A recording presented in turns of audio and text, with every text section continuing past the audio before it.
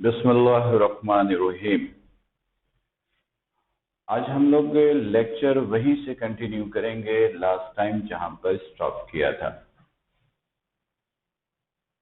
Pressure equations का topic था।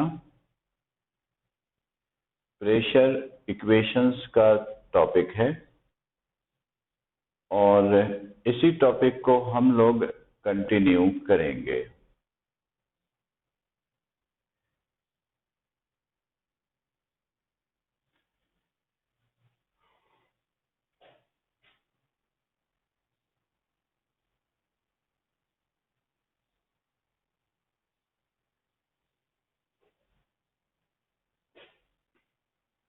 फिलहाल अटेंडेंस का सिलसिला कंटिन्यू हुआ है।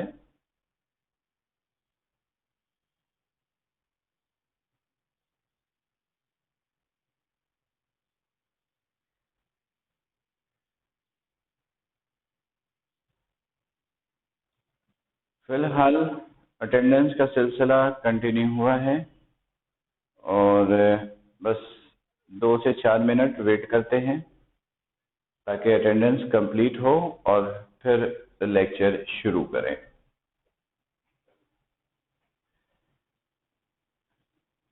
स्टूडेंट्स, आज का लेक्चर वहीं से कंटिन्यू होगा लास्ट टाइम लेक्चर को जहां पे स्टॉप किया था।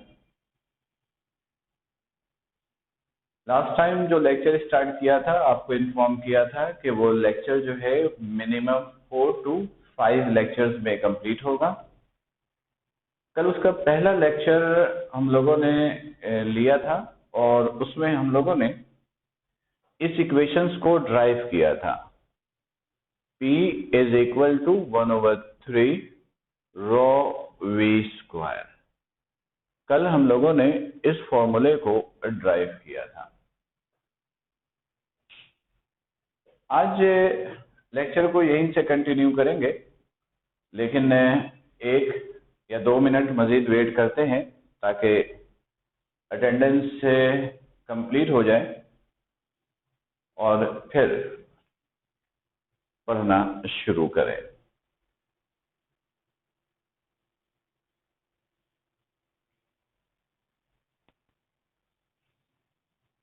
स्टूडेंट्स, जितनी देर में अटेंडेंस हो रही है, अगर आप में से किसी को कल के लेक्चर से रिलेटेड कोई क्वेश्चंस करना हो तो वो क्वेश्चंस कर सकता है। अगर आप में से किसी को कल के लेक्चर से कोई बात पूछनी हो तो जब तक अटेंडेंस हो रही है वो क्वेश्चंस कर सकता है।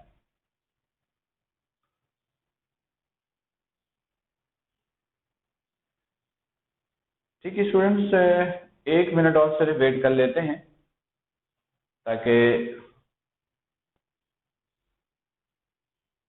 इस वक्त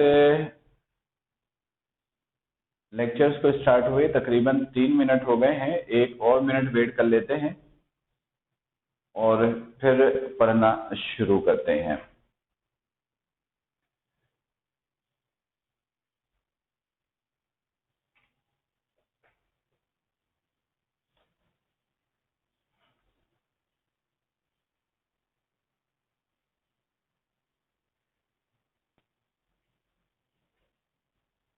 आज आज की क्लास में हम लोग सबसे पहला काम जो करेंगे वो ये है,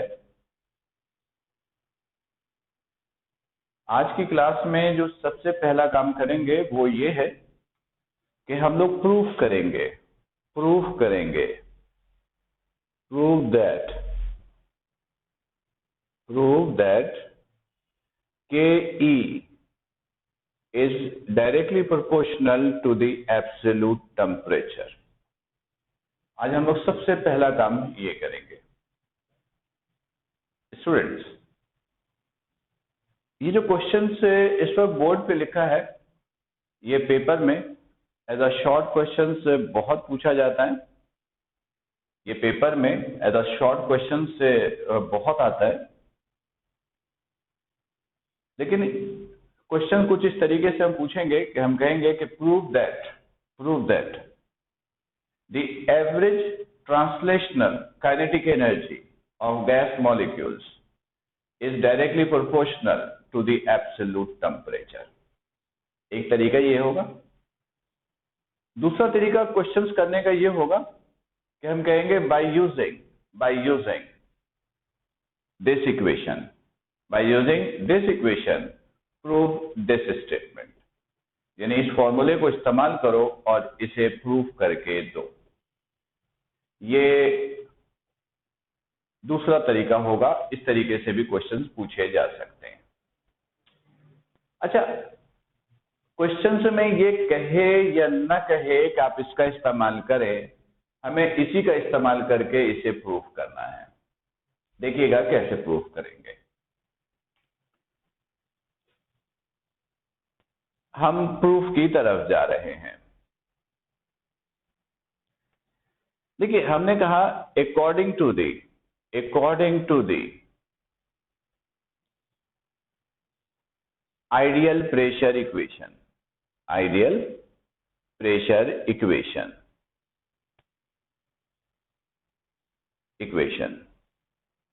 और वो इक्वेशन ये है जो लास्ट टाइम हमने प्रूव किया। P is equal to 1/3 rho v², ये है। स्टूडेंट्स, आपको करना क्या है, इस फॉर्मूले की शक्ल बदलनी है और ये शक्ल लेकर आनी है। इस शक्ल का मतलब है कि आपको ये लेकर आना है, half mv² proportional to t। जब भी इस तरह का क्वेश्चन हो जिसमें एक इक्वेशन की शक्ल बदलकर दूसरी शक्ल लेकर आनी हो, तो इसका एक आसान सी टेक्निक है। वो टेक्निक ये है कि जिस इक्वेशंस को कन्वर्ट करना है, आप उसका बारी बारी अल्फाबेट्स को देखिए। अगर रिक्वायर्ड रिजल्ट में भी वो मौजूद है तो उसको रहने दीजिए, और नहीं है तो फिर उसको चेंज करने की कोशिश कीजिए। ऐसे देखिएगा, सबसे पहले है P, प्रेशर। हमें ये लाना है, यहां प्रेशर नहीं चाहिए, तो प्रेशर को चेंज करो। प्रेशर किसके इक्वल होता है? Force per unit area. लेकिन हमें F भी नहीं चाहिए, A भी नहीं चाहिए। इसका मतलब ये हुआ कि P की जगह F/A लिखना अक्लमंदी नहीं होगी, यानी P की जगह F/A नहीं लिखना चाहिए, क्योंकि एक सिंबल हटाकर दो नए सिंबल ले आए, ये कोई अक्लमंदी नहीं है। तो फिलहाल इसको एज इट इज रहने दीजिए। 1/3 ये कांस्टेंट है। स्टूडेंट याद रखिएगा कि कांस्टेंट वैल्यू आपको कभी डिस्टर्ब नहीं करती हैं। कांस्टेंट वैल्यू ऑटोमेटिकली एडजस्ट हो जाएंगी, कांस्टेंट वैल्यू ऑटोमेटिकली एडजस्ट हो जाएगी। उसके साथ आपने कुछ नहीं करना है, उसको एज इट इज कॉपी करना है सिर्फ। रॉ नहीं चाहिए, तो रॉ को चेंज करो। रॉ याद होगा, मैंने आपको बताया था कल, Nm/v के बराबर है।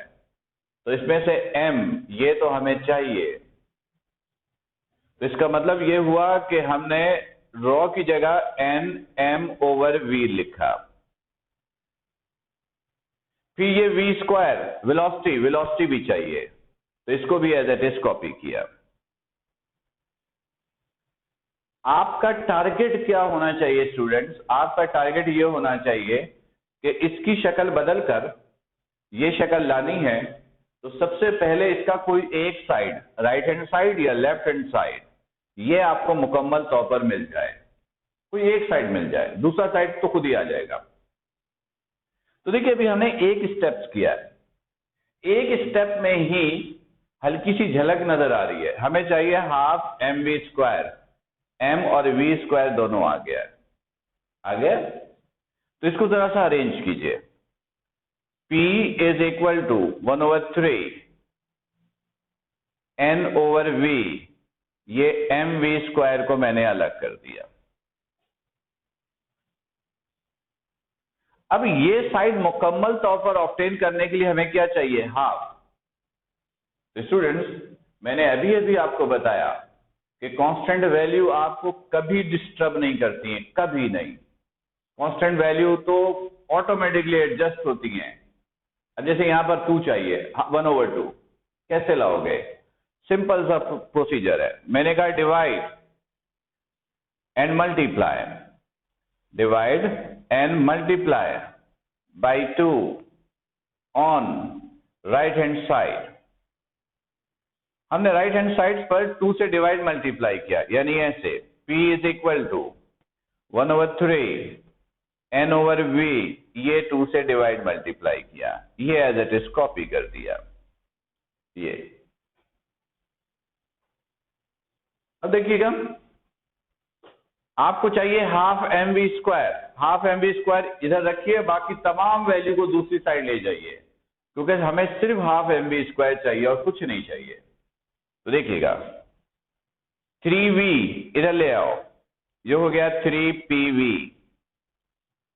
ओवर n को भी इधर ले आओ, ये वाला 2 भी नहीं चाहिए, इस 2 को भी इधर ले आओ, इधर क्या रह गया? ½ mv²। अब देखिए ये साइड मुकम्मल तौर पे आपको मिल गया। जब एक साइड मिल जाए ना, जैसे मिल गया हमें, तो बाकी वैल्यूज को दूसरी साइड पर जमा कर लो, वो हमने कर लिया। जैसे दूसरी साइड पर वैल्यू को कलेक्ट करोगे ना, जमा करोगे, दूसरी साइड पर कोई फॉर्मूला बनेगा। दूसरी साइड पर क्या बनेगा? कोई फॉर्मूला बनेगा, और आप जैसे ही फॉर्मूले का इस्तेमाल करोगे आपका रिक्वायर्ड रिजल्ट आपको मिल जाएगा। इधर देखिएगा, सबसे पहले तो ½ mv² को मैंने यहां पे लिख दिया ke, लिख सकते हैं, और इसको फिलहाल मैंने फिर एज इट इज कॉपी किया। स्टूडेंट देखिएगा इधर फॉर्मूला क्या बन रहा है। हमने पढ़ा है कि PV बराबर होता है किसके? nRT के, according to general gas equation. अब इसका इस्तेमाल करो। अब इसका इस्तेमाल करोगे तो ये हो गया ke इक्वल टू 3 PV की जगह क्या लिख सकते हो? nRT ओवर ये 2n एज इट इज, ये 2n as it is, n से n भी कैंसिल। क्या रिजल्ट आया आपके पास? इधर देखिएगा, ये आया ke is equal to 3/2 RT। Students, ये आपके पास काइनेटिक एनर्जी मालूम करने का एक नया फॉर्मूला आ गया। आज से पहले आपके पास काइनेटिक एनर्जी का सिर्फ एक फॉर्मूला होता था, वो था ½ mv²। आज के बाद आपके पास काइनेटिक एनर्जी के 2 फॉर्मूले हैं, एक ½ mv² और दूसरा 3/2 RT।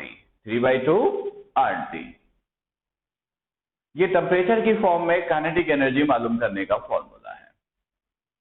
अभी देखिएगा, ke is equal to 3 constant है, 2 कांस्टेंट है, R यूनिवर्सल गैस कांस्टेंट है, तो इस पूरी की जगह क्या लिख सकते हो? कांस्टेंट।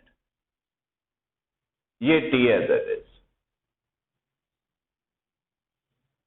इजिकल और कांस्टेंट को रिप्लेस करोगे तो क्या आएगा? प्रोपोर्शनल का साइन। तो ये हो गया प्रूफ। सॉरी स्टूडेंट, ये हो गया प्रूफ जी। हाँ बोलिए, क्या? कौन?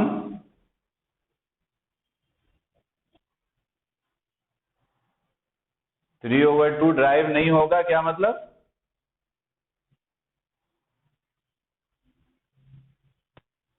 ड्राइव होगा क्या मतलब? सुनो, एक मिनट। आपको प्रूफ करना था के प्रोपोर्शनल टू टी, सही है? ये काइनेटिक एनर्जी का फॉर्मूला आ गया। अब इस फॉर्मूले में 3 कांस्टेंट है, 2 कांस्टेंट है, कैपिटल R कांस्टेंट है, ये सारी वैल्यू कांस्टेंट है, तो इसकी जगह लिखा कांस्टेंट, लिख सकते हो? ये T एज इट इज। फिर जिस तरह प्रोपोर्शनल का साइन हटाते हो इजिकल और कांस्टेंट लगाते हो, इसी तरह इजिकल और कांस्टेंट हटाया और प्रोपोर्शनल का साइन लगाया, तो के ई डायरेक्टली प्रोपोर्शनल हो गया किसके? टेम्परेचर के। जी अब बोलो क्या कहना है, किसी को कुछ कहना है? ठीक है, ओके। देखिएगा स्टूडेंट्स, ये पहला सेगमेंट था जो आपने प्रूव किया। ये पेपर में एज अ शॉर्ट क्वेश्चन पूछते हैं, इसके ऊपर इधर आपको वर्डिंग भी लिखनी होती है, वो लिखी हुई नहीं है, वो इंशाल्लाह आज मैं सेंड कर दूंगा। आज मैं इसकी जो वर्डिंग है, जो भी कुछ भी है, वो प्रॉपर तौर पर आपको व्हाट्सएप करूंगा, वहां से देखकर आप इसको लिखिएगा। इसके ऊपर 8-10 लाइनें आप ब्लैंक छोड़कर इसको कॉपी फिलहाल कर सकते हैं जब भी करना होगा। आज मैं किसी वक्त इसकी जो भी वर्डिंग होगी वो इंशाल्लाह किसी वक्त व्हाट्सएप ग्रुप पर सेंड करूंगा। अच्छा सुनिए, पेपर में कैसे पूछेंगे? एज अ शॉर्ट क्वेश्चन, ये शॉर्ट क्वेश्चन में पूछा जाता है। हम आपसे कहेंगे by using this equation prove that the average translational kinetic energy is directly proportional to the absolute temperature। Simple सा क्वेश्चन आता है और बहुत आता है पेपर में। क्लियर? चले अब एक नए क्वेश्चंस की तरफ आते हैं। एक और क्वेश्चंस, ये भी पेपर में एज अ शॉर्ट क्वेश्चन आ सकता है। हम आपसे कहेंगे deduce journal gas equation PV is equal to nRT। हम आपसे कहेंगे जर्नल गैस इक्वेशंस को डिड्यूस कीजिए। डिड्यूस का मतलब होता है ढूंढ के निकालना, मतलब इस फॉर्मूले को ढूंढ के निकालिए। मतलब कोई फॉर्मूला इस्तेमाल कीजिए, उसके अंदर ये फॉर्मूला छुपा हुआ होगा, आप उसको उसमें से ढूंढ के निकालिए।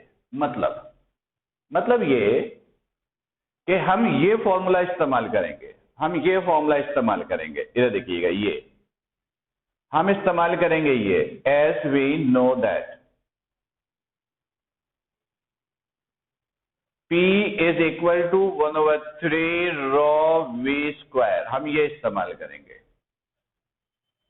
और इसकी शक्ल बदलेंगे, शक्ल चेंज करेंगे और ये शक्ल लेकर आएंगे।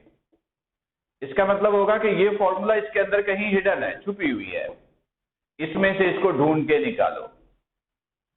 हमने पहले भी इस फॉर्मूले को पढ़ा है, PV = nRT, लेकिन पहले हमने ड्राइव किया था। पेपर में अगर आएगा कि ड्राइव जर्नल गैस इक्वेशन, तो लास्ट जो लेक्चर हमने किया था वो करना है आपको। लेकिन अगर आपसे पूछा जाए deduce journal gas equation, deduce का मतलब होता है ढूंढ के निकालो, मतलब कोई फॉर्मूला यूज करो, उसकी शक्ल चेंज करो और नई शक्ल लेकर आओ। तो अभी हम लोग ये फॉर्मूला इस्तेमाल करेंगे, ये यानी ये, और ये शक्ल लेकर आएंगे। मतलब इन शॉर्ट अब आपका ऑब्जेक्ट ये है कि इसकी शक्ल चेंज कीजिए और ये शक्ल हम लेकर आइए। देखिए कैसे लाएंगे। आपने हेडिंग डाल दी डिडक्शंस की,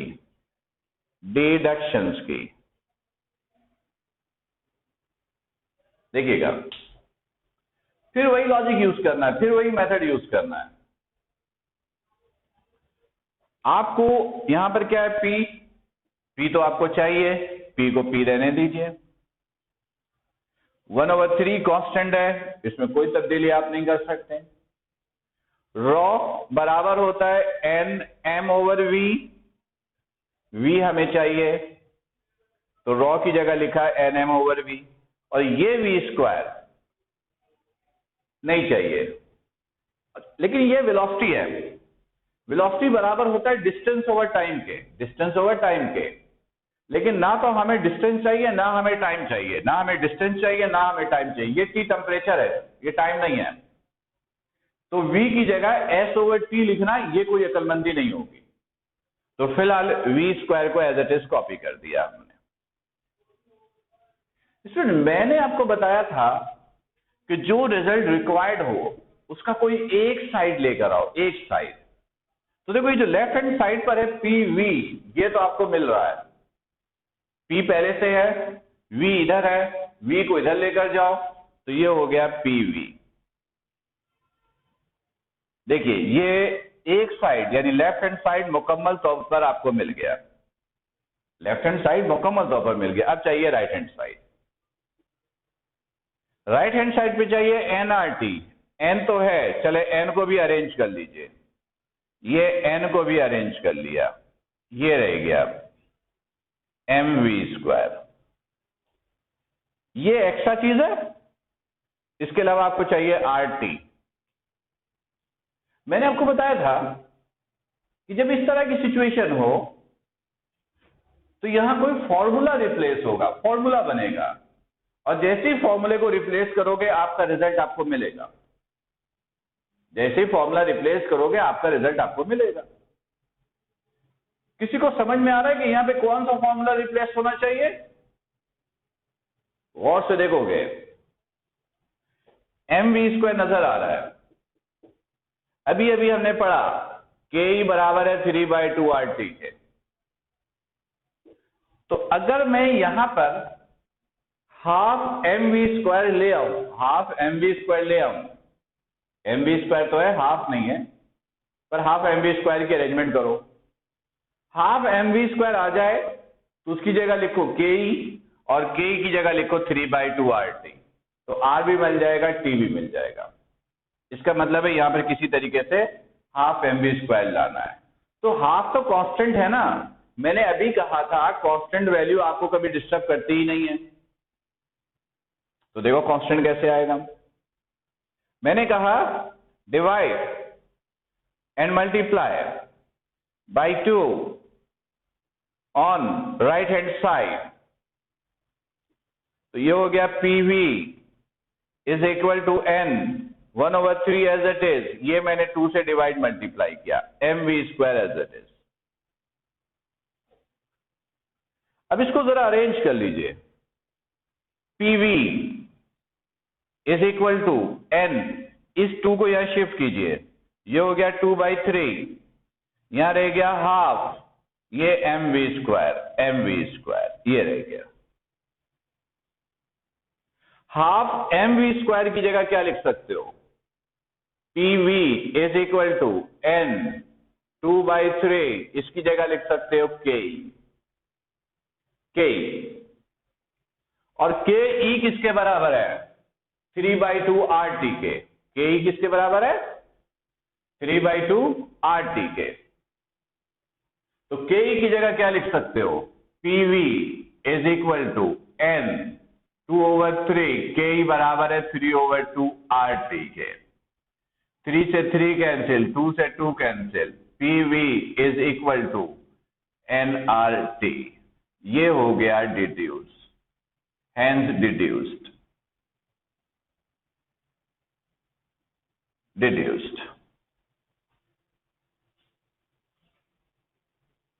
यहां तक स्टूडेंट्स अगर आपको कोई कंफ्यूजन है, कोई क्वेश्चंस है तो वो आप कर सकते हैं। यहां तक किसी को कोई क्वेश्चंस है, कोई कंफ्यूजन है तो वो कर सकते हैं। किसी स्टूडेंट को कोई क्वेश्चंस है तो वो यहां पर क्वेश्चन कर सकता है। जी पहले अपना नाम बताइएगा, कैमरा ऑन कीजिएगा, कैमरा ऑन कीजिएगा।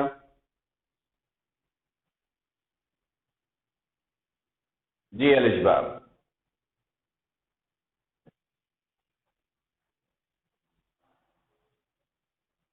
नेट का शुरू में कहां पर? यहां पे P बराबर है 1/3 ρv² के। मैंने P को एज इट इज कॉपी किया, 1/3 एज इट इज कॉपी किया, रॉ की जगह रॉ की वैल्यू पुट की। रॉ की वैल्यू क्या थी? nm/v। क्लियर है? ये एज इट इज कॉपी किया। फिर मैंने इसको अरेंज किया, P equal as it is 1/3 as it is, n/v अलग किया, m को v² के साथ लिखा, mv²। फिर मैंने राइट हैंड साइड पर divide and multiply by 2 on right hand side, right hand side पे किया, 2 से डिवाइड मल्टीप्लाई। फिर यहां पर 1/2 mv² रहने दिया, बाकी वैल्यूज को दूसरी तरफ, 3v इधर डिवाइड, इधर आके मल्टीप्लाई 3pv, और ये 2n इधर मल्टीप्लाई, इधर आके डिवाइड। हाफ mv² को लिखा ke, ये side as it is copy किया। पीवी बराबर होता है एनआरटी के, पीवी की जगह लिखा एनआरटी, फिर ये कैंसिल हुआ, ये आगे सॉल्व हुआ। जी अलिशा सही है, ठीक है ठीक है, ओके। और किसी स्टूडेंट को कोई सवाल? और किसी स्टूडेंट को कोई क्वेश्चंस है तो वो कर सकता है। कोई सवाल नहीं है, ठीक है। इसमें फिर देखिएगा पेपर में एक और क्वेश्चंस पूछा जा सकता है। वैसे नॉर्मली पूछा तो नहीं जाता है, लेकिन पूछा जा सकता है। अब वो सुनिए क्या है। हम सवाल ये कर सकते हैं, अच्छी तरह समझ लीजिएगा। हम कहेंगे by using P is equal to 1/3 rho V square, हम कहेंगे verify Boyle's law and Charles law, Boyle's law and Charles law।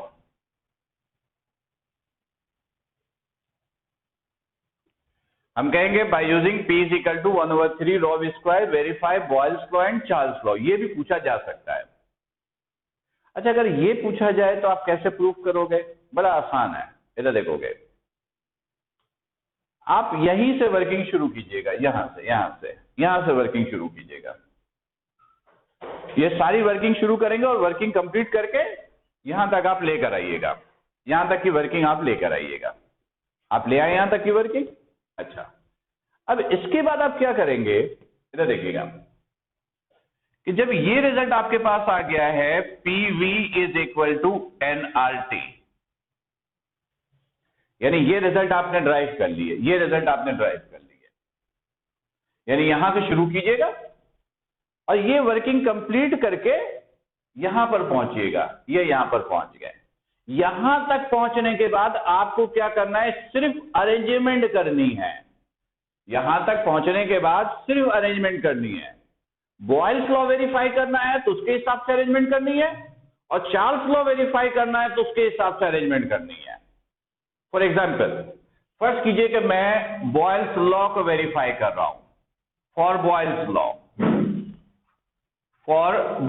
Law हमने आपको यह बताया है कि बॉयल्स लॉ ये कहता है कि V प्रोपोर्शनल होता है 1/P के। दो चीजें इसमें कांस्टेंट होंगी, मास और टेम्परेचर।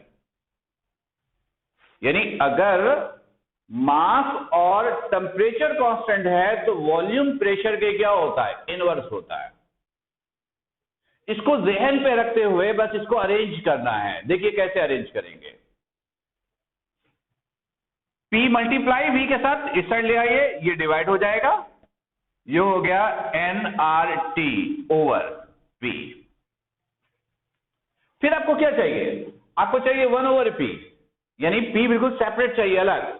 आपने इसको अरेंज किया, V is equal to nRT into 1/P कर दिया। फिर आप सिर्फ ये कहेंगे कि in Boyle's law mass and temperature are constant. ये दोनों वैल्यू क्या है, कांस्टेंट है। अगर ये दोनों वैल्यू कांस्टेंट है तो रिजल्ट क्या निकलेगा, इधर देखिएगा। मास कांस्टेंट है, इसका मतलब है नंबर ऑफ मोल कांस्टेंट हो गया। n किसको रिप्रेजेंट कर रहा है, नंबर ऑफ मोल को। n किसको रिप्रेजेंट कर रहा है, नंबर ऑफ मोल को। मास कांस्टेंट होने से नंबर ऑफ मोल कांस्टेंट हो गया। r यूनिवर्सल गैस कांस्टेंट, ये तो है ही कांस्टेंट। T क्या है, टेम्परेचर। बॉयल्स लॉ में टेम्परेचर भी कांस्टेंट, ये कांस्टेंट, ये कांस्टेंट, ये कांस्टेंट। तो आपने इसकी जगह लिखा V is equal to constant, और ये 1/P एज इट इज। चाहे तो इधर ब्रैकेट में लिख दे कि मास और प्रेशर कांस्टेंट लेने से ये सारा कुछ कांस्टेंट बना है। तो अब देखिएगा, इजिकल और कांस्टेंट को रिप्लेस करोगे तो क्या आ जाएगा, प्रोपोर्शनल का साइन। और ये स्टेटमेंट किसको, टेम्परेचर कांस्टेंट है, बिल्कुल। यानी यहां पे टेम्परेचर क्या है, कांस्टेंट। और टेम्परेचर, ये रिलेशन क्या डिफाइन करता है, ये रिलेशन डिफाइन करता है बॉयल्स लॉ को। यानी अगर बॉयल्स लॉ वेरीफाई करने के लिए आए ना, बस छोटा सा काम आपको ये करना है, यानी यहां तक की वर्किंग करेंगे एज इट इज, और उसके बाद इस तरीके से अरेंजमेंट करनी है। अब अगर इसी तरह पेपर में चार्ल्स लॉ पूछ ले, अगर पेपर में आपसे चार्ल्स लॉ पूछ ले तो आप क्या करोगे, वो जरा देखिएगा। यहां तक की वर्किंग आप एज इट इज कीजिएगा।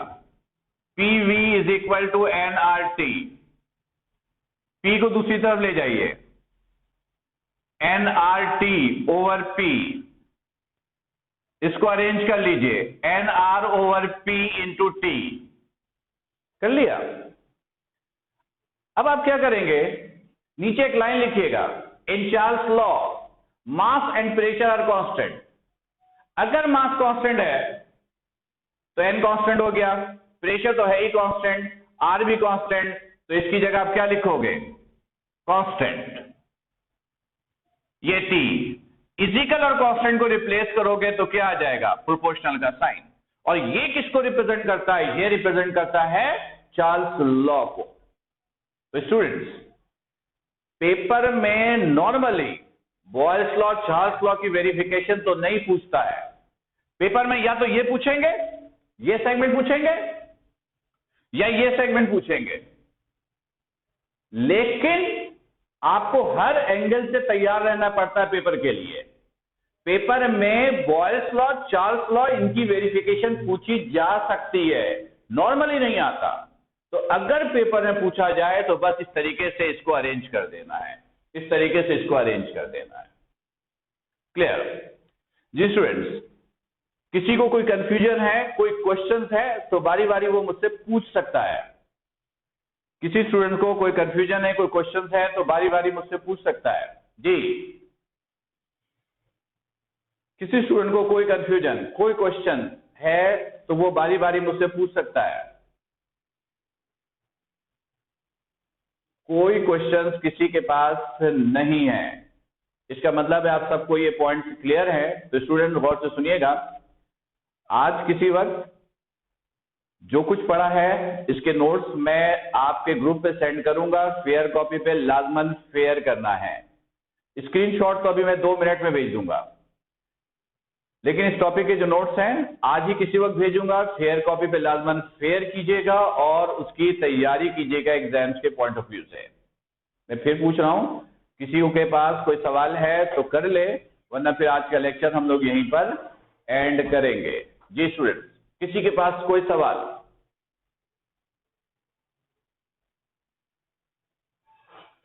अनुषे कामिल, जी बेटा बोलो।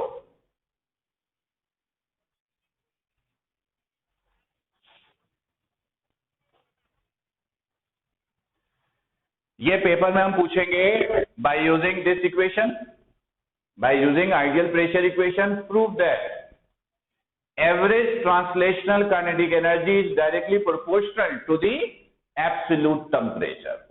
ये पूछेंगे आपसे, सेंटेंस में पूछेंगे कि आइडियल प्रेशर इक्वेशन को यूज करो, इस फॉर्मूले को यूज करो और प्रूव करो कि average translational kinetic energy absolute temperature के क्या होता है, डायरेक्टली प्रोपोर्शनल होता है।